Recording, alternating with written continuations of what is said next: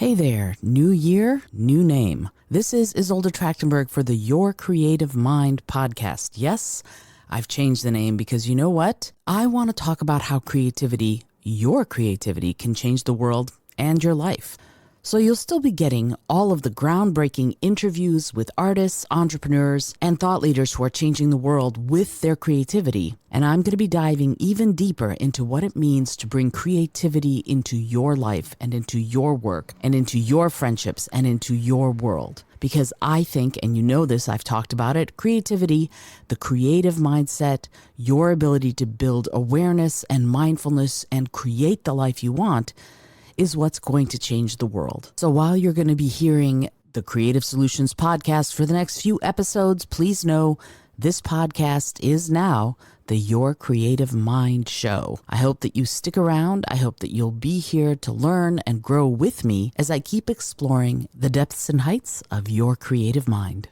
And now, let's get on with the show. The moment you start your business and you start interacting with people, whether you meet them in networking places or expo, you may not behave like an e-commerce shop where you are sending them newsletters every now and then, but you would always like to be in touch.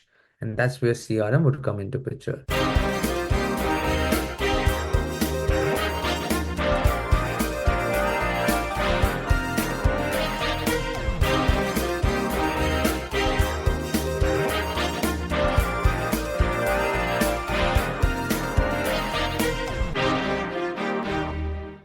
Hi, and welcome to the Creative Solutions Podcast. I'm your host, Izolda Trachtenberg. On the show, you'll hear interviews with innovative creative artists, entrepreneurs, business executives, and thought leaders.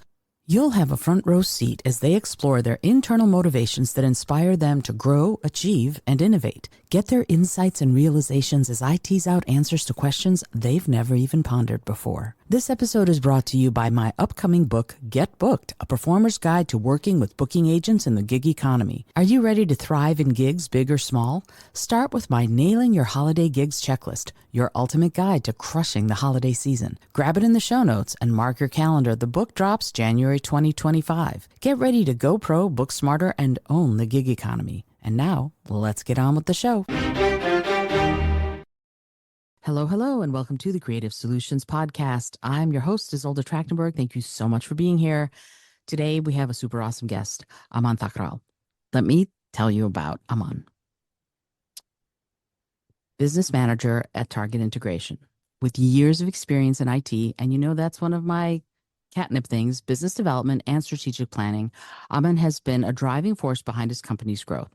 We'll hear his insights on leadership, project management, and innovative strategies to keep businesses thriving. And that's important whether you're in a creative business and a creative entrepreneur or a business leader in a different kind of business. You need to know how to manage your projects, and you need to remember to stay on the cutting edge. So if you're eager to learn how to build strong client relationships and audience relationships, how to motivate your team and stay ahead in a competitive market, you're going to want to tune in for the rest of this conversation.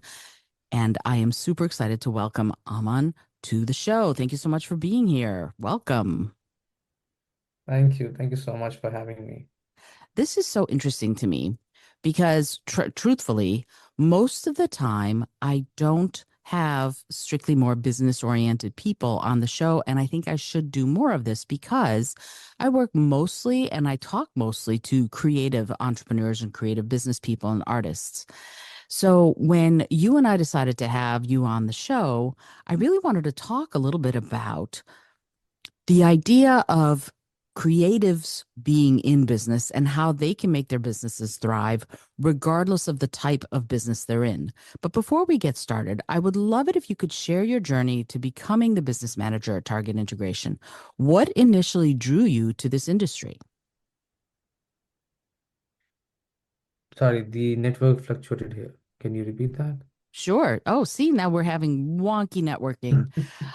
So basically, what I'm wondering is, you decided to become a business manager and you took the position at Target Integration. And I'm wondering what drew you to business? What drew you to Accident. being in this industry? Absolute accident. I never Hmm. wanted to be here. Um, this entrepreneur journey started in 2012, um, when my brother, who's based out of Ireland, he started this company in 2008. and he wanted to expand the business to India, and I was back then in India. He reached out to me. I was working for some other company, and he said he would want me to join his business or start his business in India. I was super skeptical. I was not even sure I could do even a 1% of justice. But I was like, sure, if you want me Hmm. to. Indian cultures are like, your elder brother is like your father figure, so you do not Mm. go against them. So I was 100% skeptical for 1 month. I was not even sure whether I would get my salaries or anything like that. So I never wanted to. But I end up being in target integration. And when I joined target integration, I realized we were back then doing everything under the sky, be it website development, be it social media, content creation, um, and everything that can pay our bills. But then very shortly, I realized this is not how we can grow furthermore, and I have to have some kind of niche developed for our business. And that's where CRMs came into our scope. I realize I'm more aesthetical in nature instead of I'm more logical in nature than aesthetical. Hmm. And I should look towards logics, and that's where CRMs. I love this. Why I love this? Because I look at this as puzzle solving. Hmm. Imagine somebody who has ran their business for 10 years, 20 years, struggling to automate a business because he wants to get out of the everyday hassle and firefighting of business and want this to scale up. You come in, solve all the queries, make it run on a software which he can now hand over to his or her employees to run the business. There's no pleasure beyond this that I look at. Really? That's so fascinating. Can you talk about what about that fills that need for you? What about that notion of strategizing in this way and helping people in this way makes you so happy? So if you look at it, as a business owner, when you come ahead and been running for this business for 5 years, 10 years, 20 years, as an entrepreneurship, life has its own tolls. I'm sure all the fellow entrepreneurs who are listening to this show would agree. Um, you have to go through a lot of trouble. You would miss birthday parties, you would miss anniversaries, you would miss dinners, you would miss Thanksgiving lunches and dinners with your family. Entrepreneurship is hard, but once you run it to a certain level where you make money, it becomes even more harder because you're the best employee of your organization. Sure. Now, to replicate your own goodness or bestness that you have to make sure that other people fulfill and deliver the same manners so that you make money, it's even a harder stuff. And that's where we come in. So when you have a CRM or ERP system, all the processes that you have manually over the period of time created and perfected, they get mapped to a CRM system and kind of let you know whether your team is following it them properly or not. And if they are following it properly, are they able to be on the same standards that you used to follow? And if that happens, you can take some breaks, spend some time with family, have some great dinners, go to games, enjoy time with your kids. This brings so much joy on their face and equally brings us joy because I can see that as a business owner, I also struggle with all these things. So it's like spread the happiness, get the happiness. Mm. So and this is awesome, and I'm glad to hear this because it's very much a service that you're providing. It's helping other people free up their own time so that they can live the lives they want to live. But I'm going to ask you to step back a little bit and go, okay, what is CRM? Because somebody listening to this, hearing CRM, might go, "Well, I don't have any idea what it is, much less how I might need it for my business." I'm so glad you asked this. CRM stands for Customer Relationship Management. It's a software tool used by different businesses or every kind of businesses to automate, track, and optimize their business processes. Some of the common known CRMs, because people would know brand name more than the definition. Some of the common CRM names are Salesforce, Go High Level, Vrino, HubSpot, Pipedrive. These are the CRMs you would see very closely around you. As a company, we implement CRM solutions. We have Hmm. 25 of such CRMs. Um, so what we do, we behave like a CRM matchmaker. There are 700,000 CRM in the market.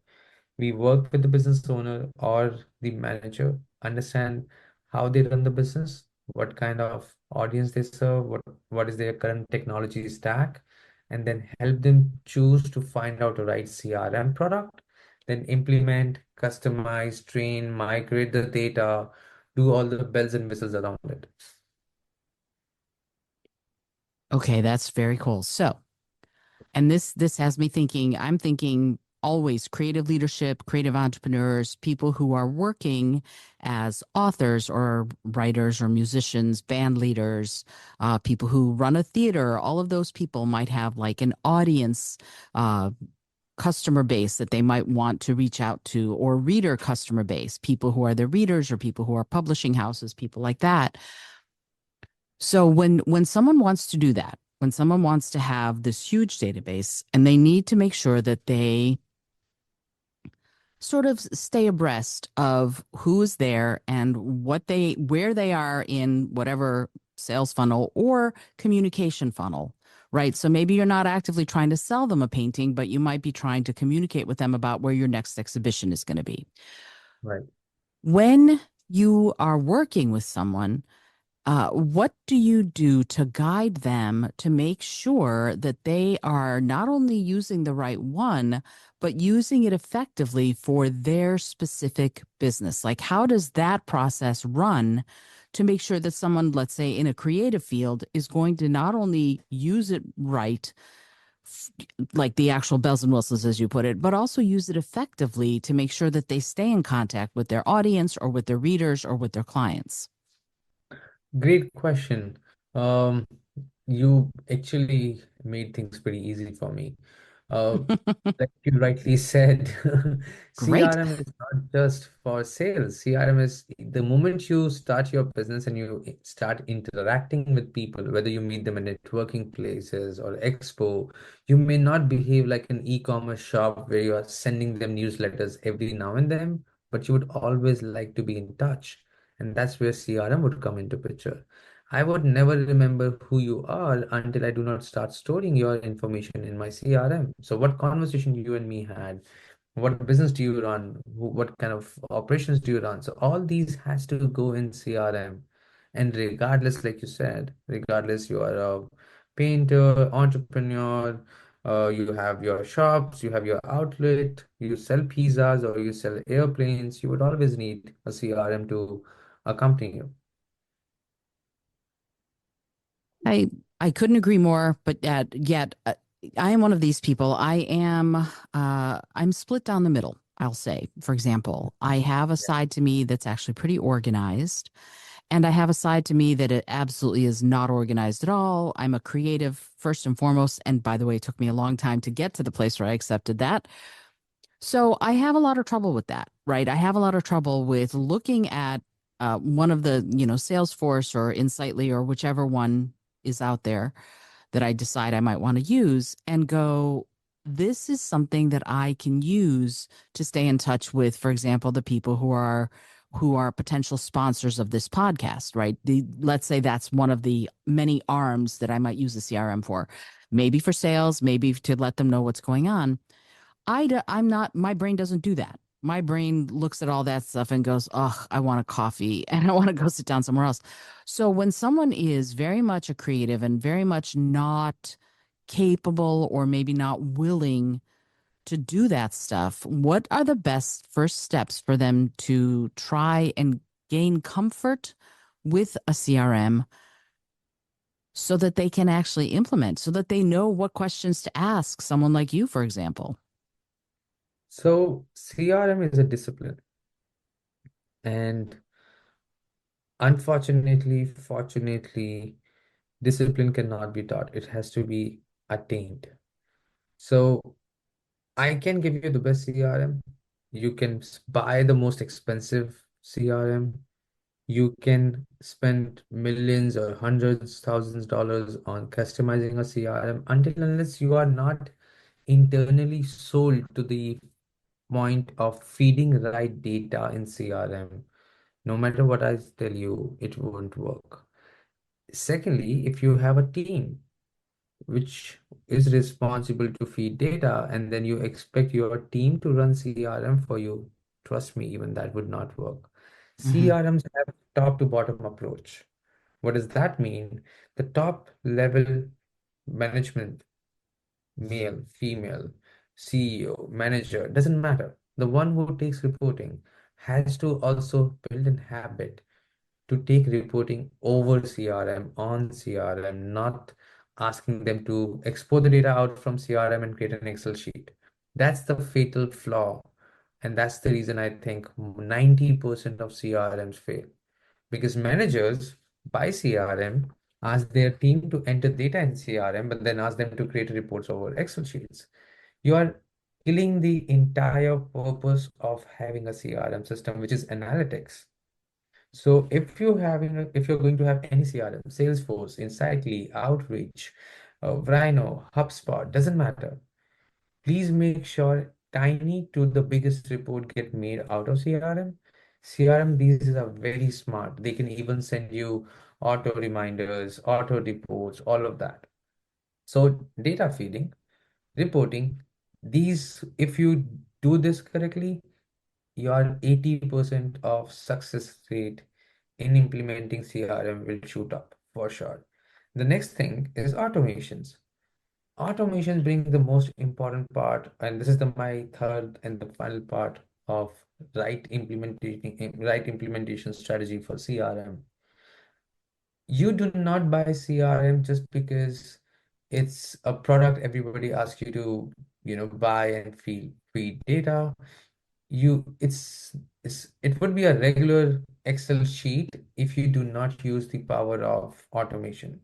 And some of the examples of automation is, as soon as somebody fills up a form on your website, a lead should automatically come in your CRM. Please do not manually enter it.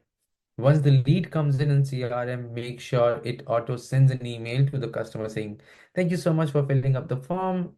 We will come back to you in 2 hours, 4 hours, whatever template that you want to use."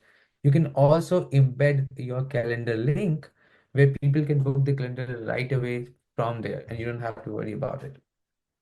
Then, if you have multiple salespeople, you can bring a lead assignment. You can also have anniversaries, birthday engagement with your customers.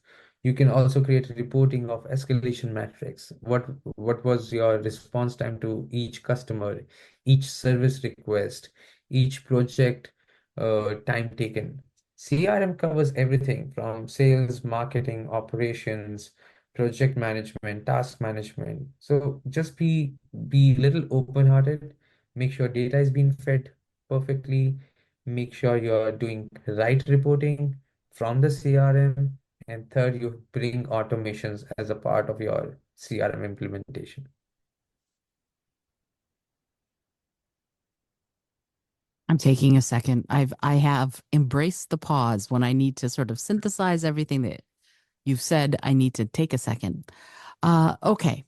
So I love that you said, things like it can keep track of people's birthdays and it can remind you of that stuff. Or maybe you can even automate sending an email that says, "Hey, I know that today's your birthday. Happy birthday." Bada, bada, bada. And that's lovely. But I also feel a little bit like, on the one hand, that's very cool. And on the other hand, is it impersonal? Like, how do you personalize and individualize these kinds of what we can only call as funnels for people to use so that it doesn't feel like, oh, yeah, that's a CRM that's sending me this generic happy birthday to you, happy birthday to you, we're so glad you were born, happy birthday to you messages.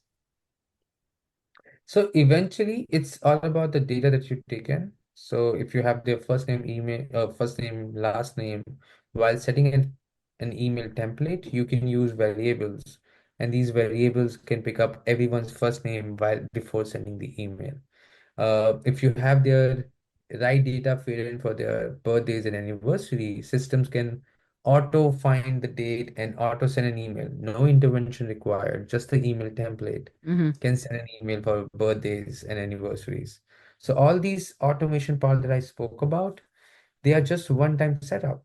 Once you get those done, you never need to even look back. Probably once in a year you want to change the birthday template. Yeah. Otherwise, nothing. Oh, that's cool.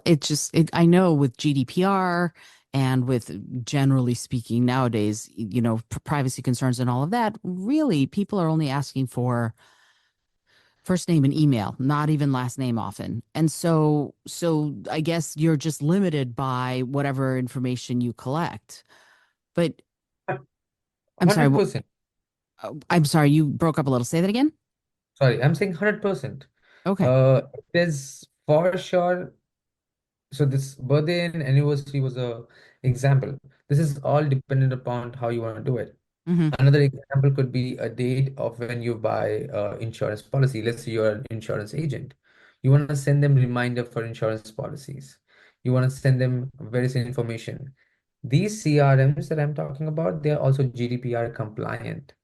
So any data that you share, make sure that this is under the GDPR compliances, and also the data remains there, wouldn't be same country's data center, so it won't go out. They are also HIPAA compliant, so all the compliances are taken care of. But I'm not saying put any information, but those information that anyway you get.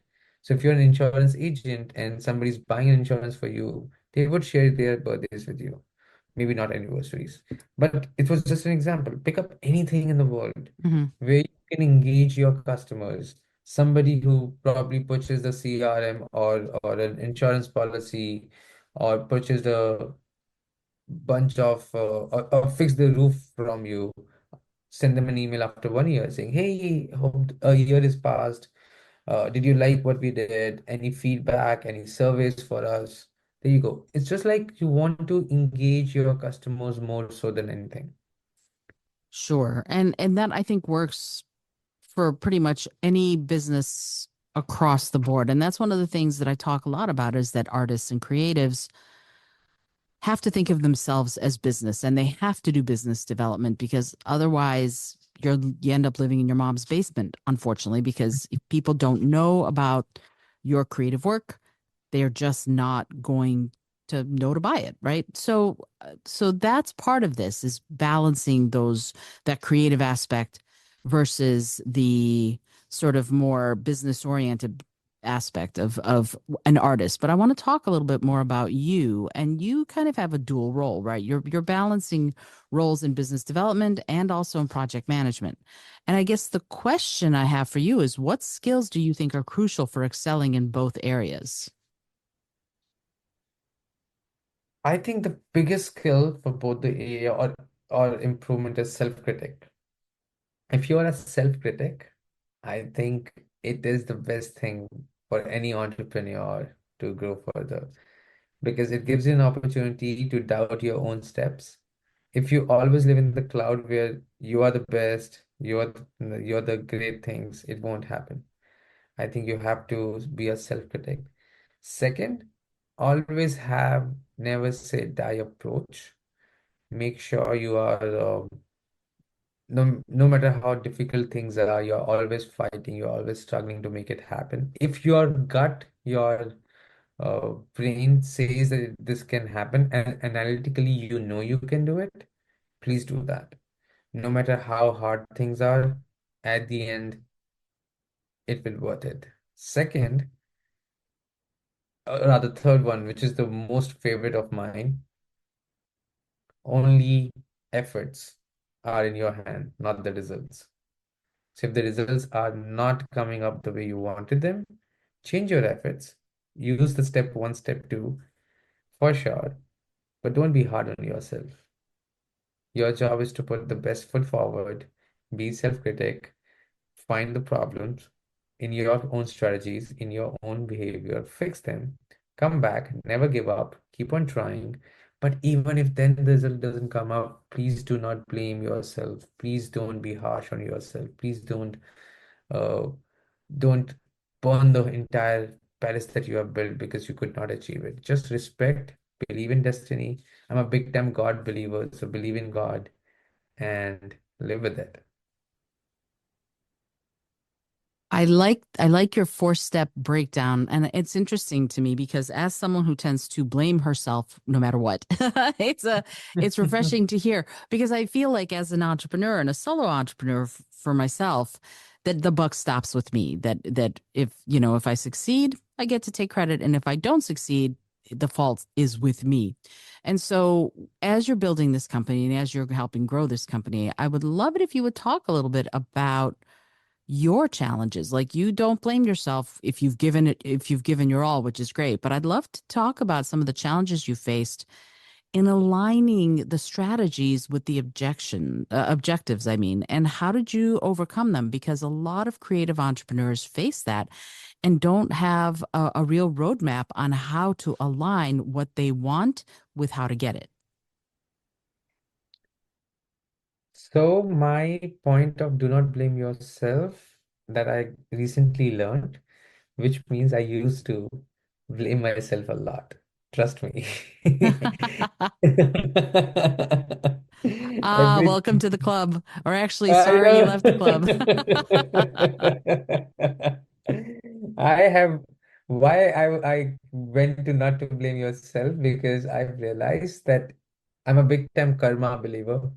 And recently I've learned that no matter how hard I try, if things do not happen, probably that's what my destiny and my everything else is. But so this do not blame yourself. Trust me, I'm a part of your club. I am learning that thing. It's easier to say things than practicing them in your personal life. And trust me, the third point is what I'm trying to practice in my personal life as well. Now, uh, so I mean, I am trying that. I'm for sure trying to make that happen. Mm.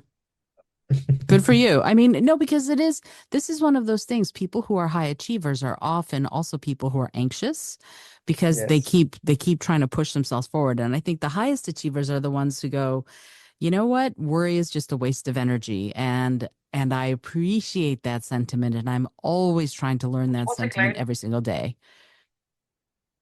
I know, but I don't know. I mean, trust me, I have I have had sleepless nights. I even today sleep for 5 to 6 hours. I'm improving myself. I'm trying to make myself a better person every day. And one of the things that I'm trying to do now is to put my best foot forward and try Mm. not to blame myself for the results that I do not think. I think that's great. I love that notion, because it is these habits that we're talking about being kinder to yourself as part of this, are crucial because, again, if you spend all your energy beating yourself up, how much energy do you have left to work on your business, whether it's a creative business or a business like yours or anything like that? We need to, I think, remember that our energy levels and our ability to stay motivated is finite, even though we sometimes believe and act like it's not. So we have to be very, Exactly. we have to be 100%. very careful. Yeah. So talk to me a little bit about that notion of, we're here, yes, we're trying to, we're recovering anxious people or whatever. But some of this sort of bleeds over into your team too, not the passing on anxiety, but having to have all of the things lined up so that your team members can do their jobs effectively. Like that's one of the things that I worry about when I have interns or when I hire contractors is have I done, and I'm a support leader kind of person. I done enough? Have I provided enough resources for my people to make sure that they can excel at what they need to do? That's one of my anxieties when I work with Yeah. contractors. So I was wondering if you could talk a little bit about your leadership style and what you find most effective in guiding and motivating the people who work with you. I think it is very just like it's in okay, let me answer it this way. It's edge to edge. It's a human to human behavior. Not everyone that you would have in your team, be it they're 1099 or W2, would have a same needs and demand from you. Some would need money, some would need uh, uh, uh, affirmations. Somebody would need certifications. I am addressing here the Maslow's need hierarchy. So each one that you start working with has a different need that they want to cater while working with you. Uh, s- you need to understand while working with each one of them, as I think that's one of the sign of being a good leader, good manager, that whichever is your direct reportee, you work with them and understand over a period of time what are they looking from you. Uh, and then give them what they want. That was give them the most motivation to work for you. If their only motivation is to work for money, they may not stay with you forever. So make sure if you want to stick this kind of guy in your organization, be the best paymaster for this person. If this person wants challenges, give them the challenges. The moment they have monotonous schedule, they'll run away. So make sure they are always part of your challenge giving ideas. So give them challenging ideas, let them struggle, let them grow. If this person is looking for fame and has a lot of money coming from his background, then please make sure that you give them more accreditation, give them certifications, give them a lot of compliments. So I think human understanding is a lot required in businesses if you require to work with a lot of humans. And that's the only way you can grow your business. Sure. And I think that what you said is so important is that you have to meet their needs where those needs live, right? So if they are motivated in this way, you need to meet them there. And sometimes you don't have that ability, right? Sometimes if you're working with someone who's money motivated and you just don't have the funds in the budget to be able to do that. So we have to come up with other ways. And yet we're still always trying to innovate and we're always trying to sort of keep pushing those boundaries. So I would love to ask you about that part of the work that you're doing because so much of it, as I said, is strategic. Can you talk a little bit about how you ensure that the initiatives you're bringing in to your teams and into your company are both innovative and achievable? um so our team is currently of 90 to 100 people. We make sure, and that's one of the interview that I heard of Jeff Bezos, maybe I'm not too sure, where the guy said, make sure your direct reportee is less than a pizza sizes. So means make sure you do not have more than 12 direct reportees. So I currently have six direct reportees with me, and uh, I usually go ahead and talk to them and understand what they are looking for, and then give them according to their challenges. Most of times I do struggle because uh, if they are based out of India, they would have a different set of challenges. If they are based out of US, they would have a different set of challenges that they would go for.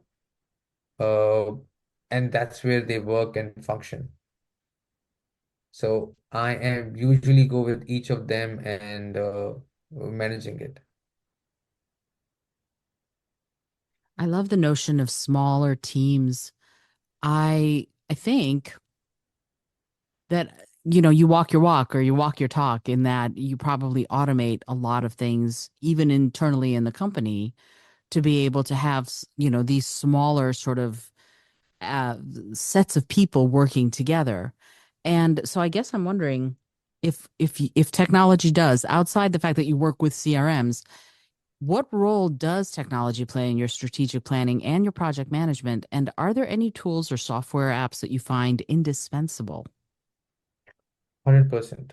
I'm 100% technology driven guy.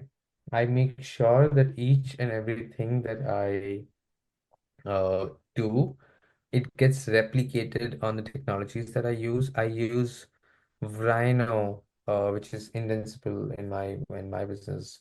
Uh, it is used for CRM. It is used for project management. It has my bookkeeping things set up where people can send quotations, invoices, give discounts.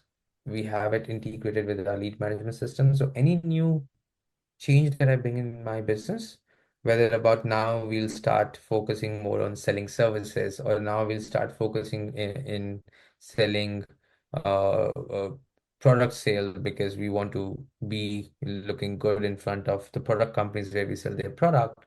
They all be always around and evolved through my CRMs. My targets are there, my reporting is there. So I make sure everything that I speak get tracked and worked through the CRM systems that I use. That's really cool. Some of that tech is beyond me, but I think it sounds really interesting. I mean, It's no, fun. I mean, I can talk about technology every day, every night. well, I mean, you know what? It's really funny because I think there are these gradations, right? I used to do technical support at the National Geographic and at NASA for many years. I did that. So Yeah. I was pretty cutting edge on the tech, especially Mac and PC. I wasn't doing a lot of stuff with Unix or Linux. But as I stopped doing that work, I sort of became more of an end user. And now I use tech, there's no question, but I'm closer to the middle, right? From someone like you who is very high end using tech a lot. I use tech when I need it and some people look at what I do and go, "Wow, that's amazing that you can do that." And especially a friend of mine recently who said, "I use my iPhone to text and make calls, and that's it." And I went, "Oh my Wow. stars, you've got a supercomputer in your hand and you're not, you know," and it's not his fault. It's just that no one's ever taught him.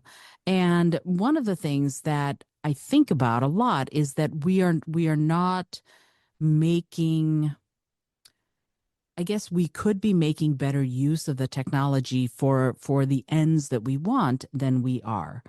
And so I guess I would wonder the tech side, but also not the tech side, what advice would you give to people who are trying to manage their teams, whether they're creative teams or not, on developing some of the systems that are going to allow them to make things go really smoothly, and also on developing those strong leadership skills? So I'll go one by one to each point. The first one that I'll go about is the gentleman who's using iPhone just for texting and phone calls. You're right. It's not his or her fault. It's probably the exposure. Hmm. And my request and my suggestions to all the entrepreneurs is to spend some time with all these school and college going kids and look at the way they use technology in interacting with their friends these days, and then try to learn to use that technology in your business. That's what the whole thing is. Not just because Instagram and Snapchat and everything else is there, you would realize the power of technology. Plus, long back when I was working with some business coach, he also recommended me to start spending money to learn and understand a lot of technology things, start spending money on myself. So, as an entrepreneur, I think our responsibility is to be updated, go in the market, understand what exactly is going on, speak to fellow business owners, and try to learn those things. Like I said, be self-critic, find more ways to improve yourself is what badly is required. For leading the company or having into a leadership role, I think you should use your ears very well. Consider your team more uh, as people whom you work for, not they work for you. The moment you start looking at your team as whom you work for, you would see their whole way of looking at them would get changed, and eventually you would start performing for them. So whatever that is required to make them be happy with you, once you achieve that, your leadership skills will improve, they will respect you, and they will start and love working for you. In terms of technology, I think technology is a lot is growing every day. How much do I know? Probably 90% of it. Even I do not know 100%. Every day there's a huge change coming up in technology. My highest recommendation is join a lot of webinars, read a lot of articles. I'm happy to have some of the viewers if they or subscribers if they want to join our newsletters.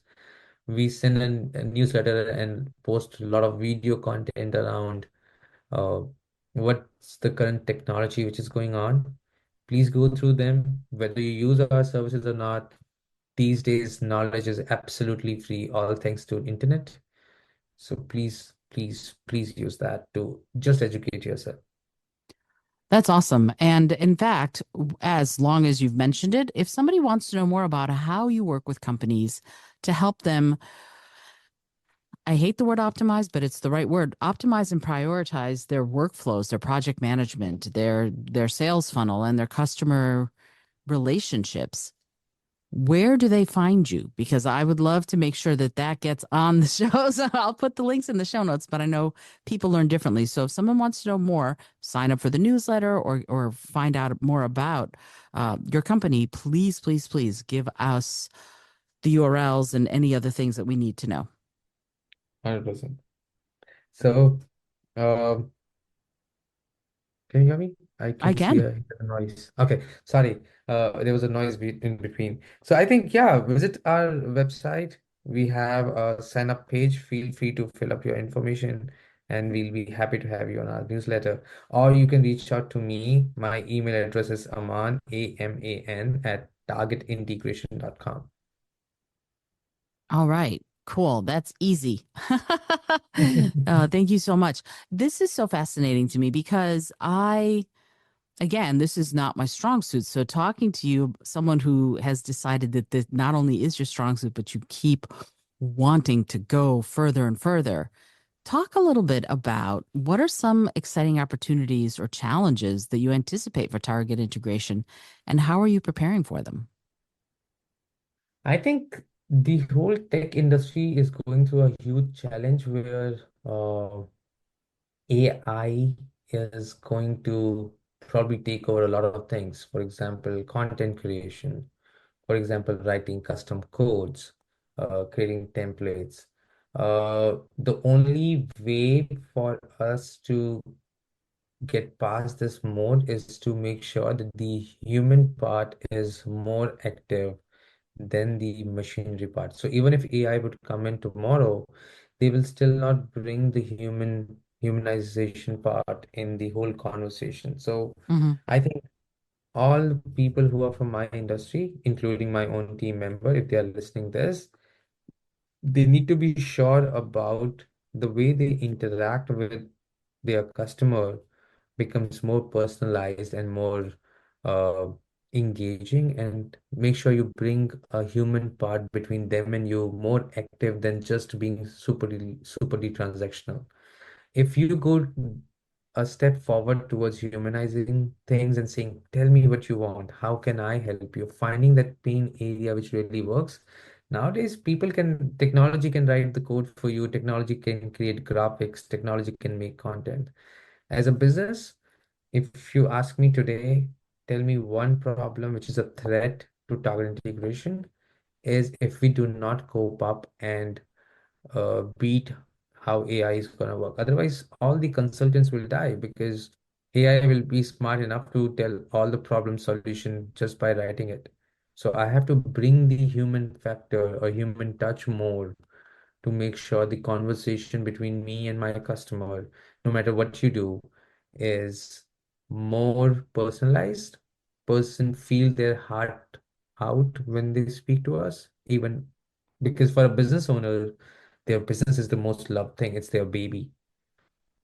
So baby should be loved and we should take care of the baby just like it's our own baby. Otherwise, sorry, we'll die soon if we are just customizing CRMs. Yeah, for sure. And it's that human touch that I think is going to be more and more important as tech does more and more for us. Yeah. Aman, I'm super grateful that you took the time to be on the show. This is fascinating for me, especially since it's a subject I don't know that much about, and I know I want to, and I know I need to. So it was really cool to get to talk a little bit more about how you do what you do, and also the importance of it, like why you do what you do. I have just two more questions to ask you, and they're questions that I ask everybody who comes on the show. And they're silly questions, but I find that they can yield some profound answers. And the first one is, what is it that gets you up in the morning? And I don't mean your alarm. Oh, that's so personal. But I'll answer that. So it's been 13 years that I've been doing this. Um, and I feel since the beginning till now, I'm only fighting, running behind one thing is to prove my own gut right for everything and anything that I have taken in my hand. What I meant is when I started out of garage, I had this gut that I can grow this business out of garage. So the whole day I used to wake up to make sure that I put effort. I know it's tiny, tiny blocks or drops, which makes an ocean. Penny makes many, whatever you want to call it. But every day I used to wake up to make sure that I do all those small steps, which eventually result in a bigger step. Um, Even today, on September 5th, 2024, I have my personal challenges that I've taken off. And when I, so challenge is not a challenge when people expect you to do that you can do it. So of course, these challenges are the one that people usually do not expect me to do it or think I may not be able to do it. So every day I wake up to prove the challenges that I taken up, I can complete them and all the dreams that I have. And my dream is not to make money for sure. I have, as long as my bills are getting paid, I don't want any more money beside that. So I just want my dreams to get fulfilled. All the guts that I have, all the business ideas that my brain generates, I can execute them perfectly. That's the only thing which wakes me up every day. I think that's lovely, actually. It really is because it's so important, I think, to keep striving internally. You know, there's an internal decision that I think we make every day to make that day the best we can or to go with the flow. And it sounds to me like you have taken consciously, you've taken the mantle on to make each day consciously as good as you can possibly make it and yourself in that day as good as you can possibly make yourself, which is very cool. So here's the last question, and it's not quite as personal, hopefully. Oh, Here it is. If you had an airplane, environmentally friendly, of course, that could skywrite anything for the whole world to see, what would you say? wow. I love your questions. I'm glad to I hear that. Oh, wow. Okay. I have to think this. No worries. You think I'll talk. So it Uh, uh, it's not an I easy question, is it? It seems like it It would is be. not. It is seriously not. I never thought of this. But okay. This is the name. Um, this is the name of my mobile phone's hotspot. And this is what I want to write everywhere right now, or on the sky everywhere, which is he's everywhere. Okay. Well, there you go. I'm a big time God believer, and I think in my good days, my bad days, days when I really feel I'm super low, he's always been there to cheer me up, make sure that I'm well taken care of. So, yeah, he's everywhere. Oh, that's lovely. Well, thank you again, Aman, for being on the show and for taking the time to talk about something again that I just could know a lot more about. That's for sure. Thank you I'm so much. I'm super grateful you took the time. If you've been listening and you want to have a deeper relationship with your clients, your customers, your audience members, your readers, a CRM, this kind of tool could be really, really useful. And if you want to know more about what Aman does with target integration, you can get in touch. You can get on their newsletter and learn more about how to manage those relationships with customers, clients, and audiences. Thank you so much for listening. I'm super glad that you were here. I'm super glad that you're listening. And as always, please remember that survey is still going on. It's going to go on probably through the end of the year because I really want to hear your thoughts on this. This is Izolda Trachtenberg for the Creative Solutions Podcast, reminding you, as always, to be bold, be creative, and most of all, be kind. Thanks so much for joining me today. I really appreciate you being here. Please subscribe to the show if you're new, and it would mean the world to me if you told a friend about it. Today's episode was produced by Izolda Trachtenberg and is copyright 2024. As always, please remember this is for educational and entertainment purposes only. Past performance does not guarantee future results, although we can always hope.